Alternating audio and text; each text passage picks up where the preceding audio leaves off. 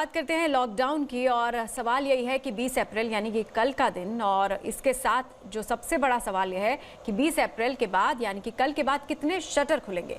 Lockdown शुरू होने के बाद से अब तक देश के करीबन आधे जिलों में हालात जो है सामान्य दिख रहे हैं, तो सरकार उन इलाकों में लोगों को आखिर किस हद तक कामकाज की छूट देगी। हम आपको बताते हैं कि लॉकडाउन के दूसरे चरण के बाद सरकार ने जो गाइडलाइंस जारी की थी उसके मुताबिक 20 अप्रैल और उसके बाद किन किन क्षेत्रों में कामकाज की रियायत मिल सकती है। इनके हॉटस्पॉट में बदलने की आशंका भी कम होगी, वहां पर 20 अप्रैल से कुछ जरूरी गतिविधियों की अनुमति छूटछाट दी जा सकती है। सबसे बड़ा सवाल, क्या 20 अप्रैल से देश में कामकाज फिर से होगा बहाल, या कि कम से कम 3 मई तक लॉकडाउन खत्म होने का करना होगा इंतजार। इस सवाल का जवाब पीएम नरेंद्र मोदी के उस बयान से मिल जाएगा जो उन्होंने 14 अप्रैल को राष्ट्र के नाम वीडियो संदेश में दिया था। जरा गौर से सुनिएगा। 20 अप्रैल तक हर कस्बे, हर थाने, हर जिले, हर राज्य को बड़ी बारीकी से परखा जाएगा। वहां लॉकडाउन का कितना पालन हो रहा है, उस क्षेत्र ने कोरोना से खुद को कितना बचाया है, इसका मूल्यांकन लगातार किया जाएगा। जो क्षेत्र इस अग्नि परीक्षा में सफल होंगे, जो अपने यहां हॉटस्पॉट नहीं बढ़ने देंगे और जिनके हॉटस्पॉट में बदलने की आशंका भी कम होगी, वहां पर 20 अप्रैल से कुछ जरूरी गतिविधियों की अनुमति छूटछाट दी जा सकती है। लेकिन याद रखिए, ये अनुमति सशर्त होगी। सुना आपने पीएम मोदी ने क्या कहा था? पीएम मोदी ने तो यही कहा था कि देश के जो इलाके कोरोना पर काबू पाने की अग्नि परीक्षा पास कर जाएंगे, वहां लॉकडाउन से कुछ छूट मिल सकती है।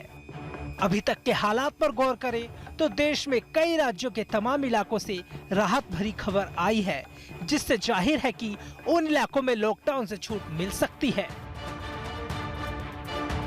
रिपोर्ट्स के मुताबिक देश में 325 जिले कोरोना वायरस मुक्त करार दिए गए हैं, जबकि पिछले 14 दिनों के दौरान 23 राज्यों के 27 जिलों में कोरोना का कोई नया मामला नहीं मिला। इसका मतलब ये कहा जा सकता है कि कोरोना पर नियंत्रण के लिए लॉकडाउन का उपाय काफी हद तक सफल रहा है और जिन इलाकों में अभी भी कोरोना का कहर जारी है, उन्हें भी जल्द ही महामारी से छुटकारा मिल सकता है, बशर्ते लॉकडाउन का सख्ती से पालन किया जाए। बहरहाल सवाल यह है कि देश के 736 में से 325 यानी आधे से कुछ ही कम जिले कोरोना से मुक्त हैं, तो वहां अब लॉकडाउन से क्या छूट मिल सकती है, किस तरह की रियायतें मिल सकती हैं और कितने शटर खुल सकते हैं। आपको बता दें, 15 अप्रैल को जारी गाइडलाइंस में सरकार ने मोटे तौर पर कुछ क्षेत्रों में रियायत की बात कही थी, जिनमें खेती और कुछ उद्योग धंधे भी शामिल हैं। लेकिन सवाल यह है कि 20 तारीख से क्या बदलने वाला है, क्या नया होने वाला है। तो इसका जवाब यह है कि अगर आप देश के उन सौभाग्यशाली इलाकों से हैं जहां कोरोना नहीं है, तो कई सौगातें मिलने वाली हैं, जिससे कामकाजी और गरीब तबके को बड़ा सहारा मिलेगा। 20 अप्रैल से नॉन हॉटस्पॉट इलाकों में अब आपके बिजली का काम लॉकडाउन तक पेंडिंग में नहीं रहेगा। घर में प्लम्बिंग का काम है वो भी हो जाएगा। घर बैठे अपने पुराने फर्नीचरों को दुरुस्त कराना है तो भी कोई तकलीफ नहीं होगी। जरूरी सामान मुहैया कराने वाली ई कॉमर्स कंपनियां काम शुरू कर सकती हैं। कारपेंटर, प्लम्बर, इलेक्ट्रीशियंस, बिजली मैकेनिक्स और मोटर मैकेनिक को काम करने की इजाजत मिल सकती है। डेयरी, मीट, मछली की दुकानों को खोलने की इजाजत मिल सकती है। मिठाई, नाश्ते की दुकानें शर्तों के साथ खुल सकती हैं। इसके अलावा शर्तों के साथ सेज में औद्योगिक उत्पादन शुरू हो सकता है।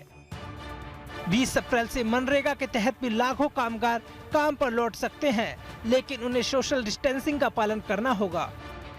कोल्ड स्टोरेज, कोयला खदानों में काम शुरू हो सकता है। ग्रामीण इलाकों में औद्योगिक गतिविधियों को इजाजत मिल सकती है।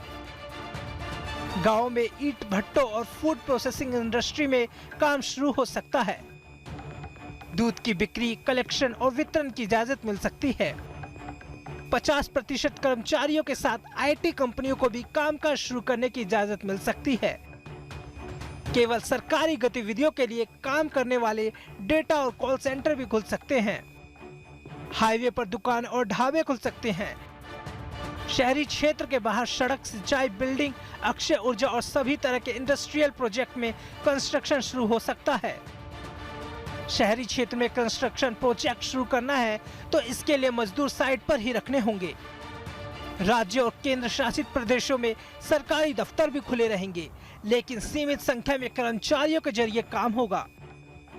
उत्तर प्रदेश में आवश्यक सेवाओं के साथ 11 तरह के उद्योगों को सशर्त चलाने की अनुमति दी गई है। वहीं महाराष्ट्र के 29 जिलों में कारोबार शुरू हो सकेगा। राजस्थान में भी औद्योगिक इकाइयों में काम शुरू हो सकता है। अर्थव्यवस्था को पटरी पर लाने के लिए कामकाज में रियायत बेहद जरूरी मानी जा रही है। 20 अप्रैल से नॉन हॉटस्पॉट वाले इलाकों में इस तरह से कामकाज की छूट भले ही मिले, लेकिन बड़ी चुनौती तो सोशल डिस्टेंसिंग के कायदों को अमल में लाने की ही रहेगी, क्योंकि अगर इसका पालन नहीं हुआ तो कोरोना का प्रकोप फैलने की पूरी संभावना रहेगी। इसके अलावा दूसरी चुनौती ई कॉमर्स सेक्टर को लेकर हो सकती है, क्योंकि छोटे दुकानदार उनका विरोध कर सकते हैं।